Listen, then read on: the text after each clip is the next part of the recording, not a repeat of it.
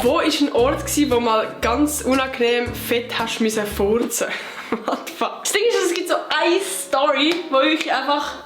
wir hatten so Schule gehabt und ich muss wissen, es war so in der Mittelstufe. Und es war jetzt nicht so, dass ich so bei den Coolios war und mir das auch leisten konnte. Ich hocke so in diesem Klassenzimmer und ich spüre schon, wie langsam sich ein gewisser Druck da unten bildet und dass es einfach nicht mehr lange geht, bis die Bombe gezündet wird. Und ich mir vorstellen, es war nicht einfach ein normaler Klassenunterricht, nein, wir haben genau in dem Moment irgendetwas lesen. Es war Mucks, Müsli, still in diesem Klassenzimmer. Plus, das war nicht irgendein Klassenzimmer, das war irgendwie so ein riesiger Saal. Alter, ich könnte mir vorstellen, wie das Echo tönt hat. Und weißt, du bist so am Lesen und du merkst so, ja, okay, jetzt muss ich mich konzentrieren. Dann geht mir ein fucking Stift runter, Bro. Ein fucking Stift geht mir runter. Und das Ding ist, weil es einfach so leislich in diesem scheiß Raum ist, hat einfach jeder mitbekommen, dass mein Drecksstift runtergefallen ist. Heisst, jeder erwartet jetzt, dass ich den Drecksstift wieder aufheben kann. Ja.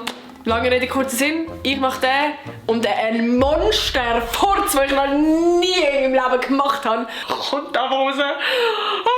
Ja, ich glaube, das ist wirklich mit Abstand die schlimmste Furz-Experience, die ich gemacht habe in meinem Leben.